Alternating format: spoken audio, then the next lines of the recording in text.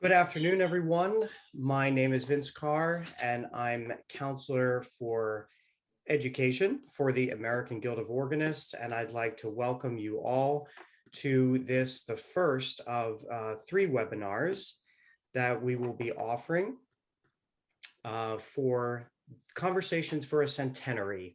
So this is taking a look at three towering figures in the world of organ and church music who are celebrating 100 years in 2021. Today's subject is Alec Wyton, and we are blessed to have two very special guests with us today, Marilyn Keiser and Richard Wyton, and that conversation will be moderated by Daniel Ficarri. I'd like to say just a few words here about our webinar format. You'll notice that it's slightly different from a normal Zoom meeting, and that at the bottom, we have a Q&A box. So our presentation will last around 40 minutes, followed immediately by a question and answer session. And I invite you to put your questions in the Q&A box and not in the chat feature. That's one of the primary distinctions between a webinar and a Zoom meeting. You do not have to wait until the Q&A session to put your question into the Q&A box, but we will do our best to answer all questions by the end of this presentation. Those that we don't get to, we'll make sure that the presenters can follow up to answer your question following. I'd also like to say that this series of webinars is being presented by the Committee on Continuing Professional Education, led by their director, Frank Crozio, who you'll hear from at the end of this broadcast. So without further ado, I'd like to turn it over to our moderator, Daniel Ficarri. Thank you so much for starting us off, Vince. And it's such a treat to be speaking with Marilyn and Richard, really two incredible musicians, performers, teachers. Richard, of course, a son of Alec, and Marilyn, a friend, colleague, and a student even of Alec. And we're so grateful to have you speaking with us today. There's so much I'd love to cover for us to discuss about Alec. So I think we'll dive right in if that's okay with you. Alec is lovingly remembered as really such an incredibly prominent, influential figure in the American church music scene in the second part of the 20th century. But of course, he grew up in England, actually. Studied at the Royal College of Music. He studied at Oxford University. So I was wondering if maybe we could start there. How was it that he ended up in the US? What interested him about the music scene here? Well, I guess I probably can speak to that to some extent. Dad came to be in this country because he was at a point in his career where he had been organ scholar at Exeter College as well as the Christ Church Cathedral. He was tired from the war. He was exhausted from 8 ounces of meat ration a week. And this opportunity came along, and apparently it was tossed around to among a few of his colleagues. Then the Bishop of Dallas was looking for someone to make him a boy choir like the one he had heard at Lambeth, and so that was the call. And they decided Dad would be. They all kind of decided together Dad would be the one to go, and so he came, and his most memorable thought on that whole experience was having his first steak in Texas. And he liked to say that his body arrived in London, but his soul was born in Texas. And so that's the short end of that story. Isn't that amazing? We actually have a photo as well that you shared, Richard, from 1944 of Alec with the Exeter College Choir. Are we able to show that? There they are. There's the 44, and so of course Dad's right there in the middle. And you can see that one of the back row guys is about to be called up. He's got his seaman's uniform on. So this was very much in wartime. If you look at the next picture, which is in 1945, you'll see that the ranks have thinned somewhat, and they are not having boys right now. So it was a very tough time. It was cold, and there wasn't a lot to eat. And one of the things that was characteristic of him was throughout all that time, he was just always generous about giving people lessons. He never charged to teach his students, and he had a very good time at it. You know, Marilyn, I'd love to ask you as well. Did Alec ever share with you, differences of life in England, the US, and sort of the respective musical scenes, each of the places? I didn't hear much about that, but he certainly carried a lot of the tradition with him, the beautiful singing of Anglican chant. Richard and I were talking the other night about the rigid focus, the strict discipline he had with the boys.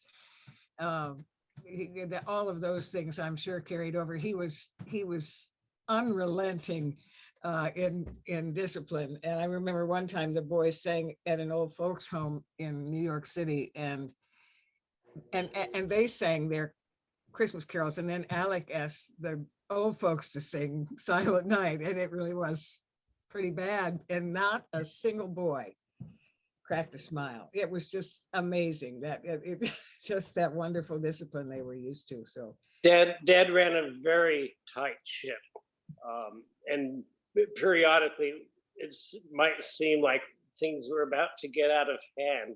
I remember one time in particular, and it may have been that I was sort of getting interested in my chemistry set, which he was very much as a young boy, and he related a story about some choir boy. I'm sure it wasn't him, when he was a boy in the choir at, I guess, St. Savior Church in Northampton.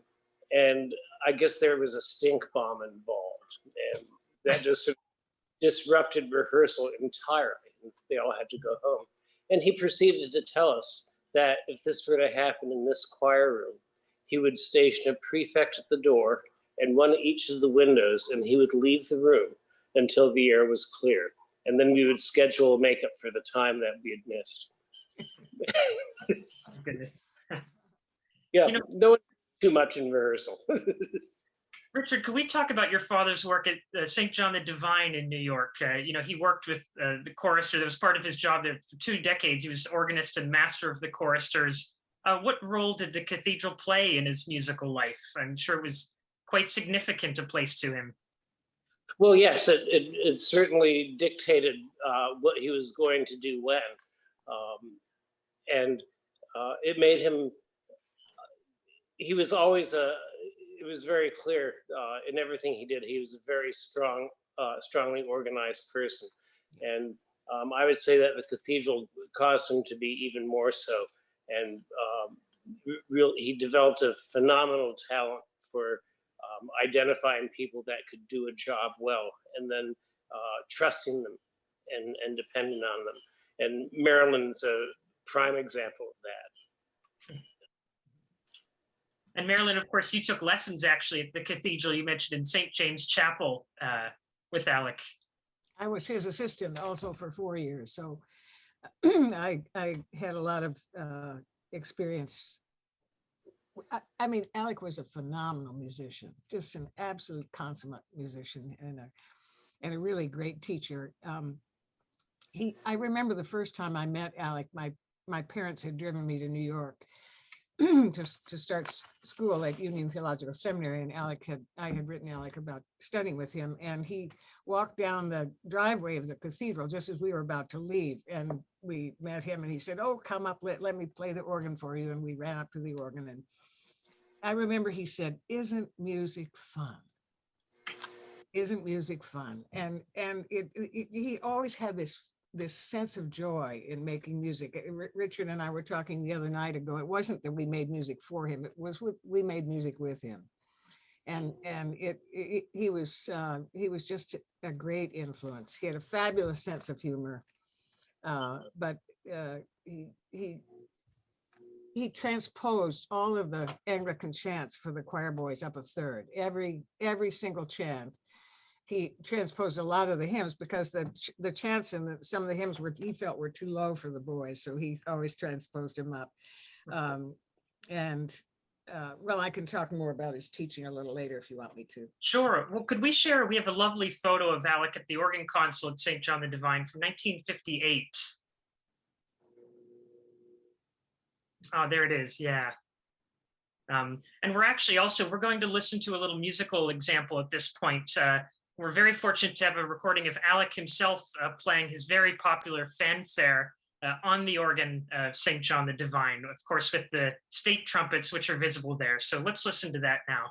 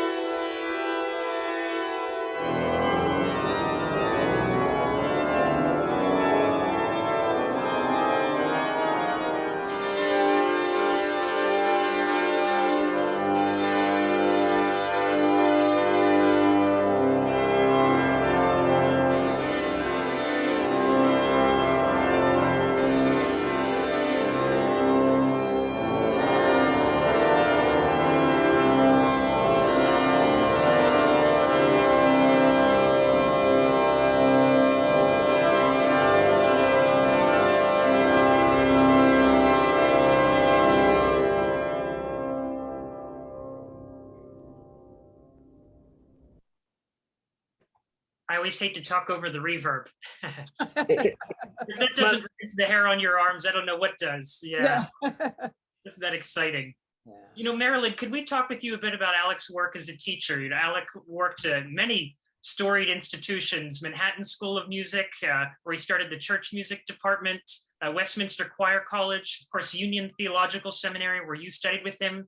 What was it that really made him such a great teacher?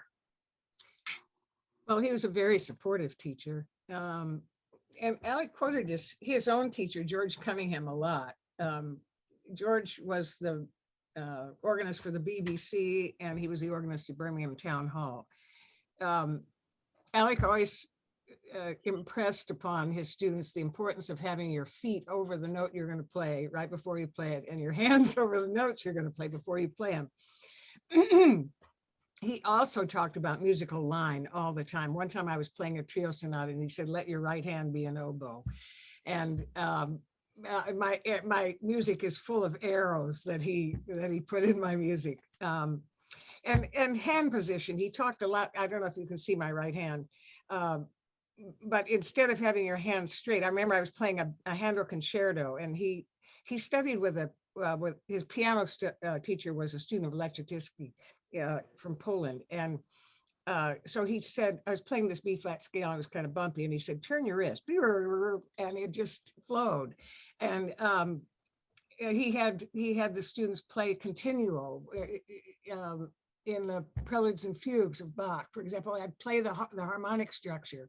Instead of playing the notes as they were written, I'd play the harmonies. And also in trio sonatas, he would do that. I'd be playing the trio sonata and he'd be playing the continuo part. And it helps you to hear the music in a whole new way. Subdivision, precision of rhythm. We subdivided 1 to 2 or all of that. Just rhythm, musical line, harmony. It was just, he was an incredible teacher, really. Well, we would be remiss, Marilyn, if we didn't also mention your incredible work as a teacher. And, you know, at what point did you find that was your vocation? Did Alec play a role in that? Well, I quote him all the time. Yeah. Just as he quoted George Cunningham to me. I mean, he quoted George all the time. But you can't help but be influenced and just forever changed by a great teacher. And that's he really was a phenomenal musician, a fantastic improviser, a great composer, superb organist. He really was. Well, Marilyn, go ahead. Marilyn and I were in the course of our conversation the other day. I just said, Marilyn, how did you get so much stuff done? And because it's pretty remarkable. Every week we had I believe 11 different pieces that we didn't have the previous week in our folder.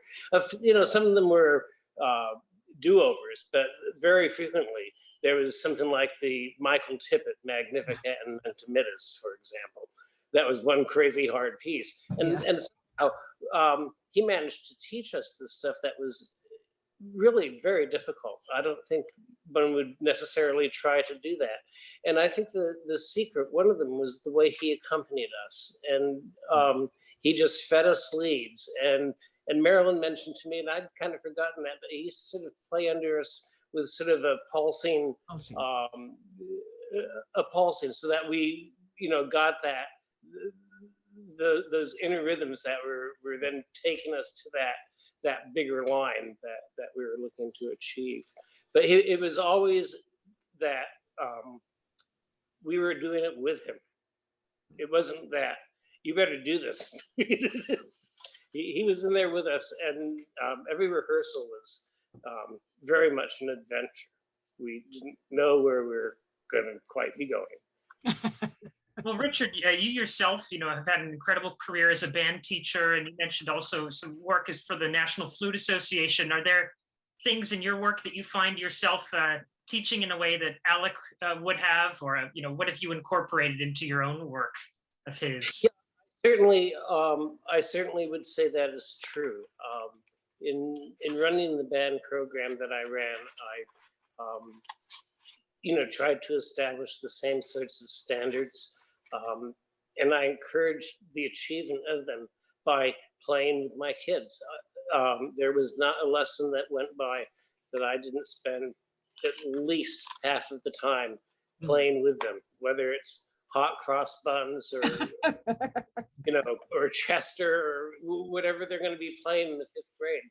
It's possible to play along with them in a very musical way and to enrich their skills in doing that. And I would not have done that if I didn't have the background that I got from Dad. Yeah, and I'd love for us to see, there's a lovely picture also of Alec training the choristers, if we could show that.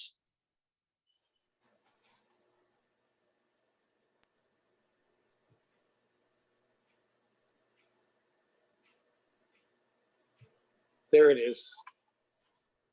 That's Stokowski there. Yeah, that was in, around 65. It was in the back row is Gene Hancock.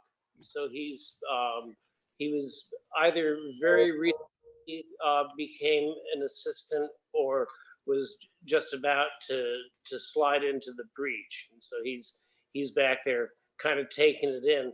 If you look on the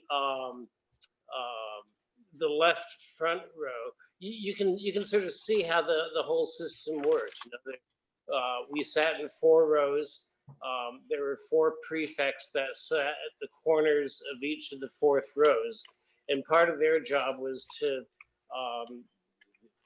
make notes of disciplinary infractions that any of the choristers might accomplish.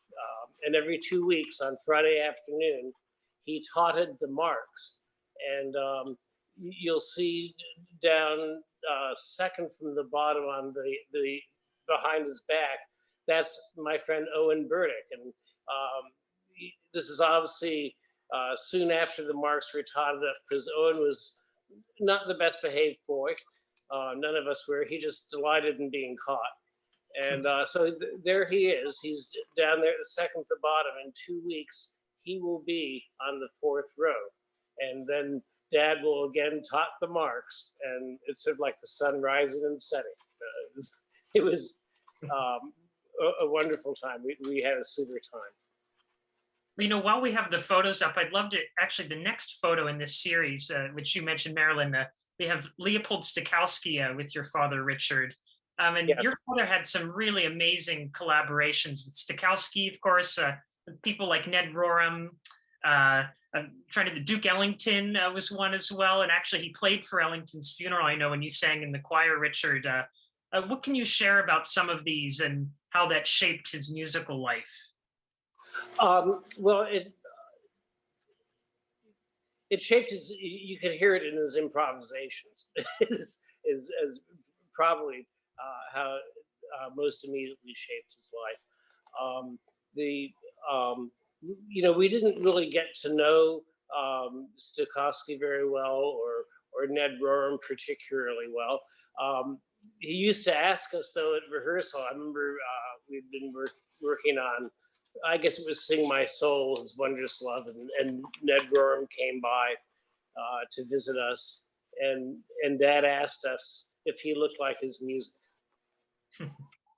That was a popular question for him. We always want to know if the composer looked like we expected him to look. Of all the people that we sort of got to know over the years, without a doubt, our favorite was Leo Sowerby, who we knew as Uncle Leo, and as more than anyone else, he really enjoyed us as a family, and particularly enjoyed hanging out with us and having dinner. There was one time, and there is a picture, in fact, of among those pictures, there's a picture with Leo. You know what? It may not be. This is not looking like that file. Let's see. It may not be there, but in any case, we had some funny things that happened, and one of the pictures I had was a picture of a birthday party he hosted for us when we went down to Washington for my brother Patrick, and it was a very big deal for Uncle Leo that we were coming, and he made a special cake, and well, his housekeeper had also made a cake, and so he took the housekeeper's cake and he put it up in the top cupboard of the kitchen and served his cake, and forgot to get rid of the housekeeper's cake. So he, as a result of that, found a new housekeeper.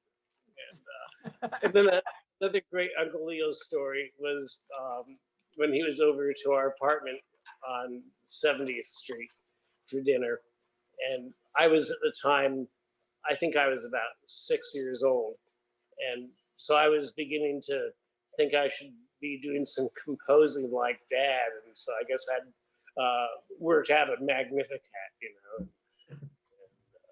So Uncle Leo came over, and I asked him if he'd have a look at my Magnificat.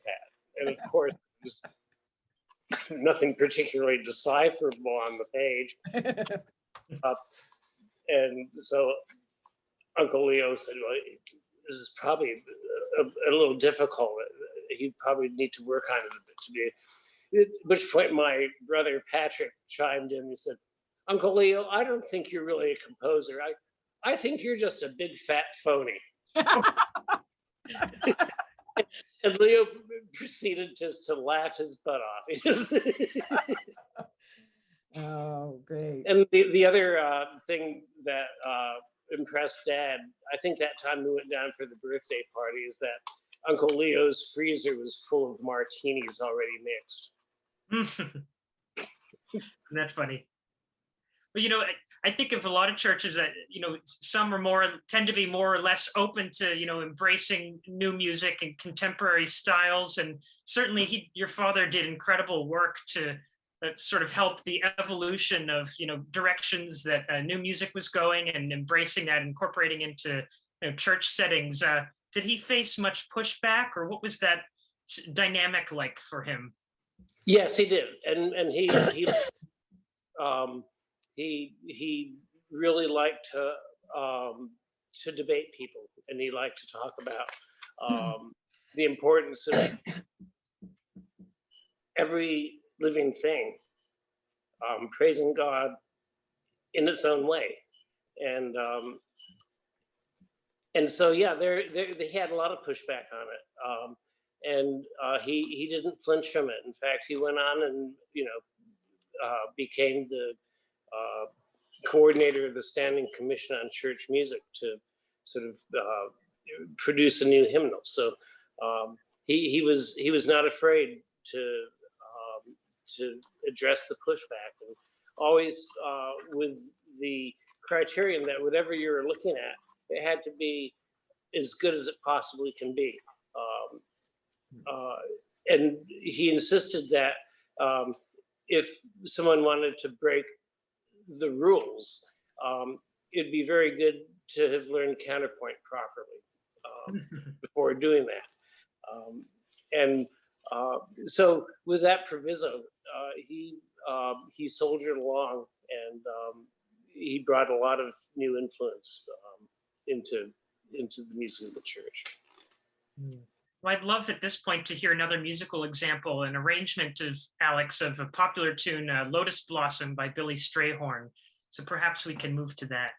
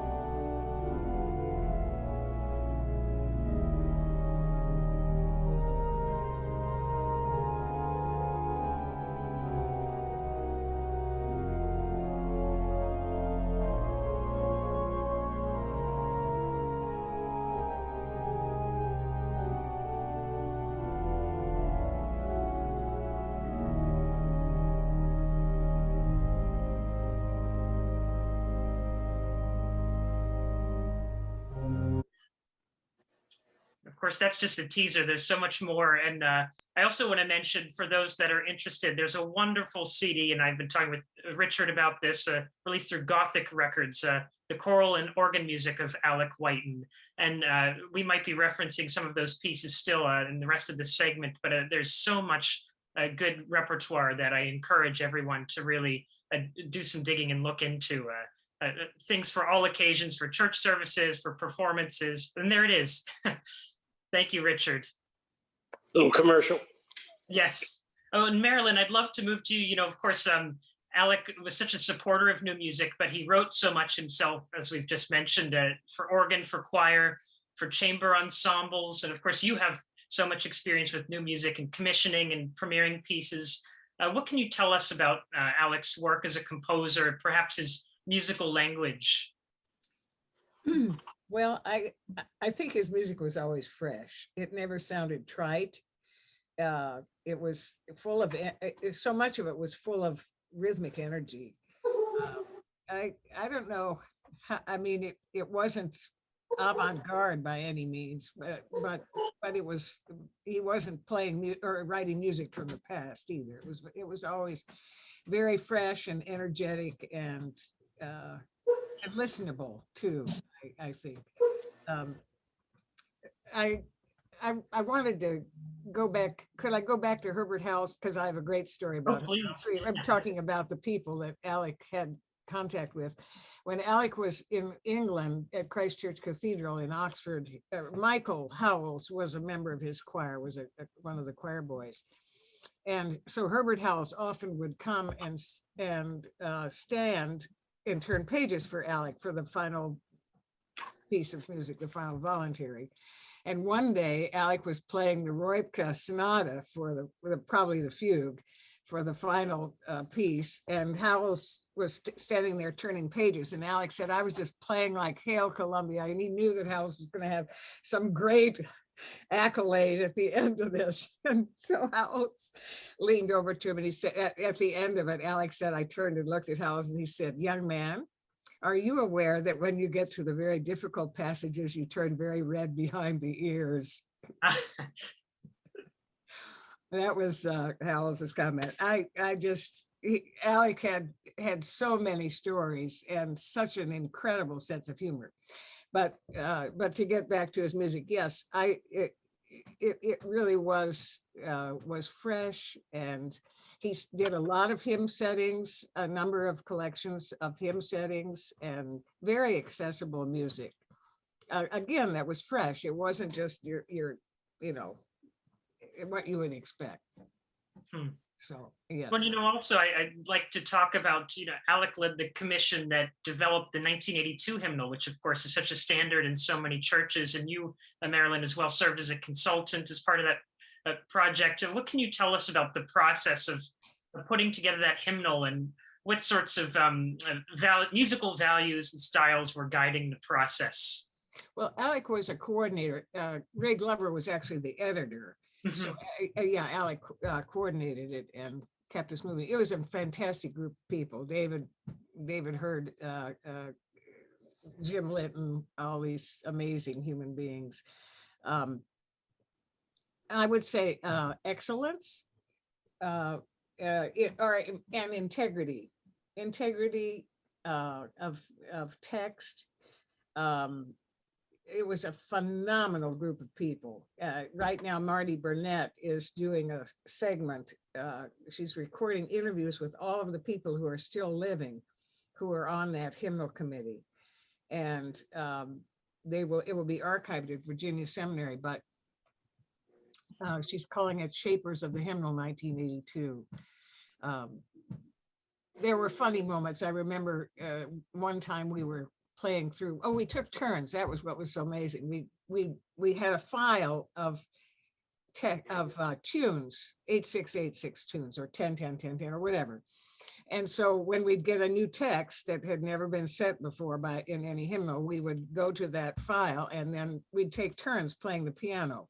I'd play for 30 minutes, and Jim Litton would play for 30. We're all sight reading all this music. But I remember one time Richard Proust said, "I've heard that set of notes before." And one time he said, "Marlborough country." Anyway, there were funny moments, but it was an incredible process of hard work. And we obviously in 1982 didn't have as many contributions from women in terms of texts and tunes both, but that certainly has increased with Voices Found and other collections, Lift Every Voice and Sing and so on.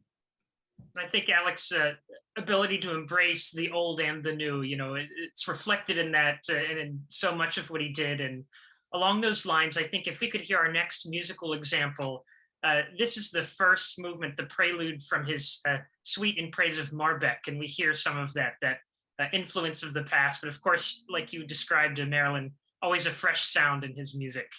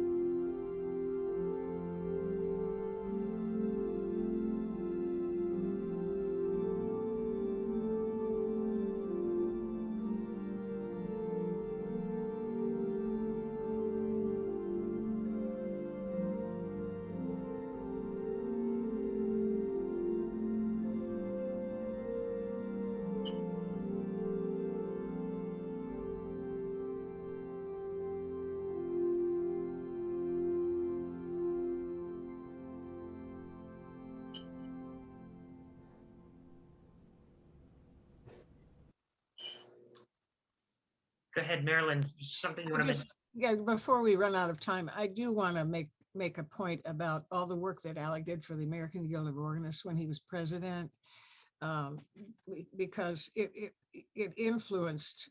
I mean, he started Music, the AGO magazine, the magazine we now know as American Organist. He started healthcare for church musicians and retirement for church musicians, a retirement plan that none of which had existed before, and that I think was one of his greatest contributions to our profession. Well, thank you. And, I just still processing the music as well that we heard, just utterly transcendent. And of course, his work to, like you described, to support organists and to support new music. I mean, we owe him so much, and in so many ways, hope we're carrying on that legacy.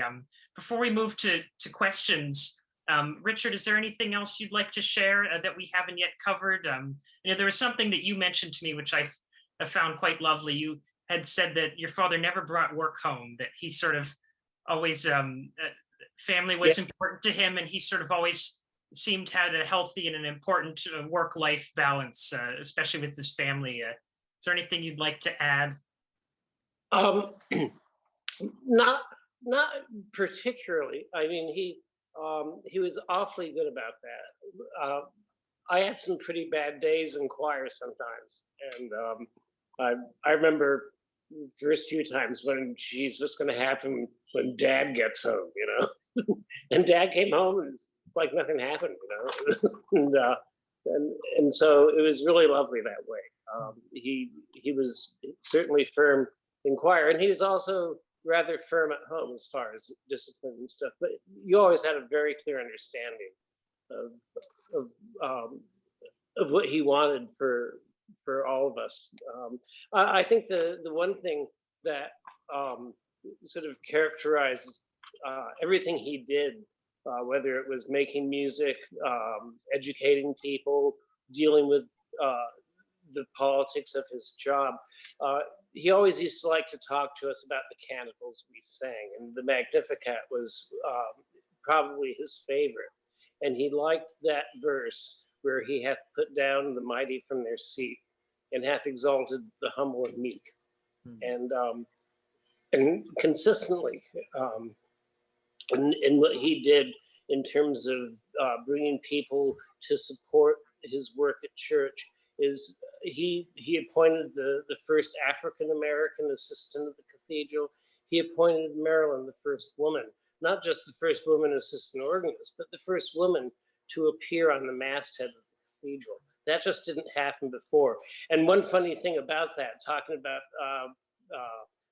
putting down the mighty from their seat, I remember after Marilyn had been hired, Dad came home, and he didn't talk about work that much at home, but he came home because Ken and Wes had given him a skull cap that Marilyn was to wear when she played the organ. You remember this? Yeah, I do. I proceeded to lose it, actually. And I'm sure we threw it out the window for you. But as Dad told it, Ken West came up to him with this skull cap. And, this is for the girl. Alec was sure they were going to put MJ Keiser on the masthead of the cathedral and not recognize that I was a woman, or not, make it known. But they actually did put Marilyn. But throughout, he was a disruptor. He liked people to think freshly about the things they do, and maybe think about doing it in a different way. And I think that that's something that sort of stuck with me over the years. Of course. Well, could we scroll through just some of the remaining pictures that we haven't gotten to? I'd love for us to see those. That's Dad with his mother. Dad is the little guy up on her right, and down to the left front is his brother Maurice, who died very young. There's a close-up of Dad in that 1945 picture from Exeter. And there he is at the cathedral. This next one, this is kind of interesting. This is a picture that turned up. This is one of his many sort of go out and talk to a parish. And this is at Christ Church, Greenwich, where I've sung in the choir since 1985 or so. And this is somewhere around 1965. He's obviously talking at a post Sunday something or other. And then here he is, his favorite composing position was in the rowboat at Yankee Lake.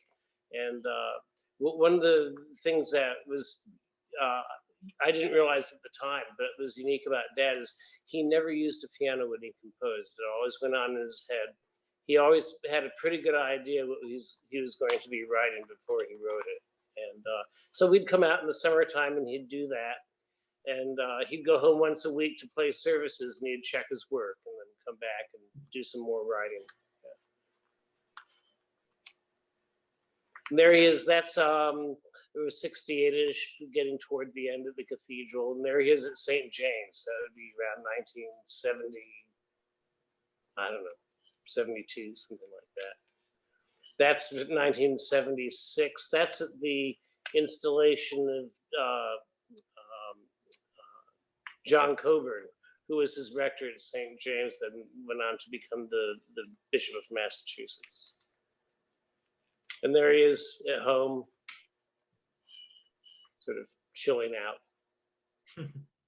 And that's the picture that we had taken for the choral and organ music recording. That was in 1996, I guess. Yeah. Well, I would love it at this point if we could ask for any questions that anyone has. I will sort through those and pose them to Richard and Marilyn, but feel free to type those in the Q&A section below at this point.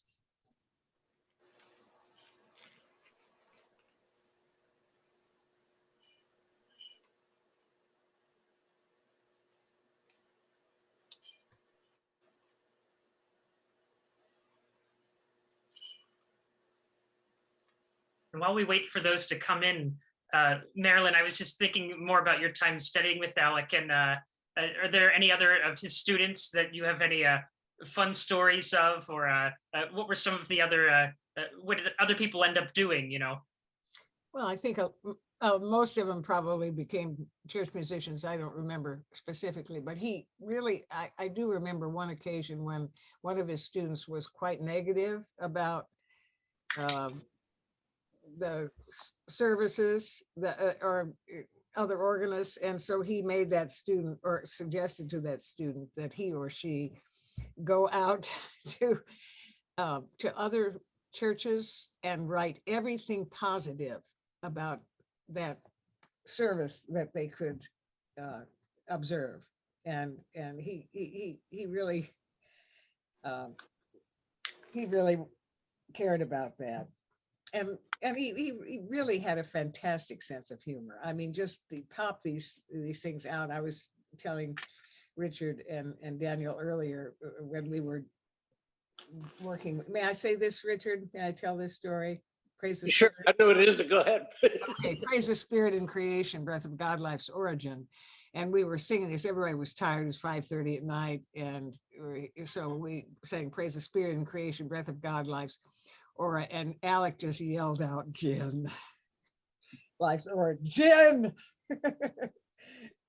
Anyway, he had a great sense of humor, but he just had such integrity and care for his students, and he really cared that we embrace our vocation with joy and a spirit of service, serving God and serving our congregations. Dan, did you ever get that Google share that video? I did not, but I'm happy if there's any recording or anything you'd like for us to, we can look into how we can share that with others. I'll see if I can. I'm not sure that I can do anything right now as far as deploying it. But, Sure, that's okay. And go ahead, Marilyn. Yeah, do you have time for another story? Because I have a Healy Willen story. I don't want to Please. stop the chat, but Alec also was very close to Healy Willen. And when Healy took his RCO, he failed it because his playing wasn't very good. And so Alec interviewed Healy Willen. I think, isn't there a tape, Richard? I think there's a Yes, there CD. is. Yes. Yes. Of that interview. But anyway, Healy Willen is talking about that. So his shoes had slipped on the pedals. So the second time he went to take his RCO exam, he put chalk on the bottom of his shoes and proceeded to walk down the red carpet and left foot marks the whole way down to the organ. So I think I'm sure he passed the second time. But anyway, I thought that was a great story, that he put chalk on the bottom of his shoes so he wouldn't slip, and then decorated the red carpet. That's a wonderful interview. Is that widely available, David? Where your dad interviews Healy Willen? It's I believe it's available. I have not looked at Dad's website for a long time. I'm really overdue, but I believe it's available there. I certainly have it. I had it digitized so that it could be put on the computer and stuff. So yeah,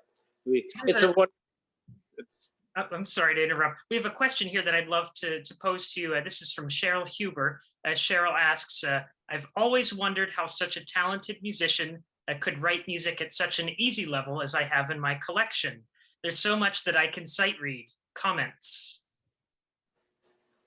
Well, I just think Alec was trying to write music that would be accessible to everyone. And a lot of the hymn preludes are very simple and easily read, practiced, and played in services. But again, always with a fresh touch. I don't think it was ever and what you would anticipate necessarily orally in your ear. Yeah, he wanted people to be able to play the music. He didn't want it to be hard. He wanted it to be accessible. And a question also, Richard, about Alec's parents and how musical was the family that he was born into, and were there other prominent musicians in the family? Not that I know of. I know that his father was an artist. I think he painted, but he didn't really have much of a relationship with his father, and his mother died shortly after his brother. So he was basically orphaned and brought up by an aunt. And there was no particular musicality I'm aware of in the family, but his Aunt Flossie took extremely good care of him, and she saw that he had anything he needed to have, including the chemistry set that he almost blew up the house with, but then also the best musical instruction she could get for him, and that was in the form of Ralph Richardson Jones. When we have another comment here, this is from John Brooks. He says, I remember the thrilling services at St. John the Divine when the diocesan Lenten mite box offerings were presented. John was a young chorister at Christ Church in Bronxville with Alec's old friend Robert Owen as the beloved choir master, and they remember the thrill of the massed choirs of the diocese singing in the cathedral. He says, what it must have been like for Dr. Wyton to stand on that 10-foot podium conducting several hundred choristers in that incredible space. So he says, greeting and thanks for this webinar. Oh, thanks, John. That's really nice. Yeah, those choral festivals were really quite wonderful. And yeah, there was a lot of choirs, and it was sort of fun for us because we were kind of like the home team. So we kind of wait there in our sort of pre-processional area until everyone processed in. It took quite a long time for the choir was totally full of choirs. there were no other people there, and all the stalls were full. And then finally, it was our turn. We came in, and things got underway. But wow, some of the singing of those services was really extraordinary. Yeah. And he always chose such wonderful music too. Remember the year we had Sarabee and Wynton?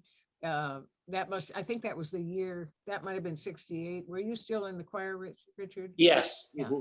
Yeah, that was great. And then Alec also played a lot for other services, the St. John of Jerusalem and a lot of other services. And one time there was a special service like that, and everybody, all the clergy were parading around in these great vestments and decorated this and that, the other, and Alec improvised on the way out on Here We Go Round the Mulberry Bush. It was very subtle and nobody else knew it, but a couple of us were at the choir loft just cracking up. It was so funny. We have another comment. This is from Jim Barry. He says, I sang at a combined service at the Cathedral of St. John the Divine a couple times. Raymond Glover was the choir master, and he remembers having to start the procession during the prelude because it took so long to come down the main aisle. I'm sure, Marilyn, you remember quite well, probably needing to improvise on many an occasion for a long procession. That's right. Yes. Yeah. It went on and on and on. But always very thrilling.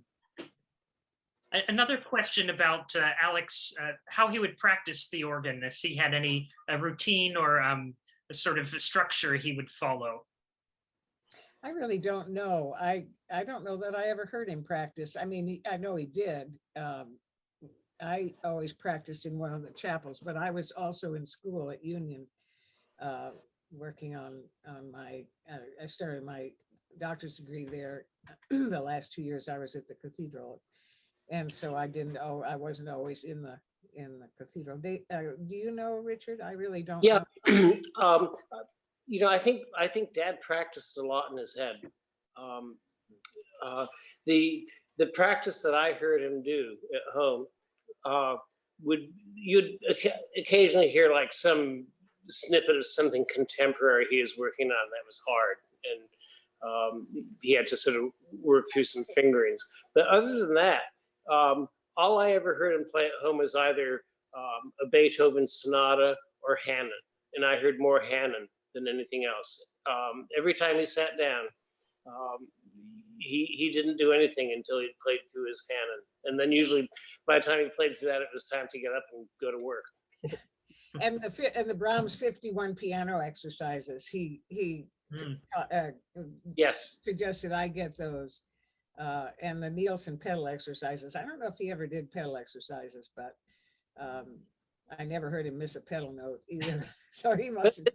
I think really the place that he did his practice was in the preludes for daily evensong. That was a period of, he would leave the choir for about 15 minutes in the robing room under the, charge of our prefects. And he'd just go to the organ, and that was his time to play. And some of those preludes were astonishingly good. And improvised. He always improvised at those evensongs. And I never heard him play anything trite in my life. It was just, like you said, Richard, always so fresh and astonishing, some of. And it didn't matter if there was nobody sitting there in the congregation. It was always just as good. And we were expected to be just as good too. Of course. We have another question. This is from Joy Schroeder. She says, I remember when Alec came to Ann Arbor to meet with her mentor, Donald Williams, and Mr. Wyton's music was performed. Joy says she played a little. Could you comment on his journeys for the American Guild of Organists or for the Episcopal Church? Did he concertize or lecture around the US? Yes, he did. He concertized a lot. My first week at the Cathedral as his assistant, he was gone 4 out of the 5 days doing concerts. And yes, he did play a lot, didn't he, Richard? Yes, in fact, I was just came upon a folder various programs, from 1962, the Milwaukee chapter of the American Guild of Organists, Grace Methodist Church in Harrisburg, First Presbyterian Church in Casper, Wyoming. I remember that. I was out there for that. That was in August. Yeah, that was when he took a summer, and it was the year that we were moving from the Cathedral down to the Upper West Side, and he was a visiting professor at Colorado University, and then we went up to Casper. Well, I think maybe just one last question here before we have concluding remarks. Vince, go ahead. Sure. I think that's okay if I can chime in here.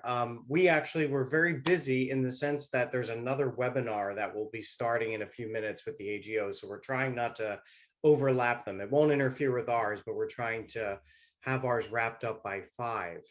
So Daniel, if you could just give any kind of closing thank yous. And we'll turn it over to Frank Crozio from the Continuing Ed Committee.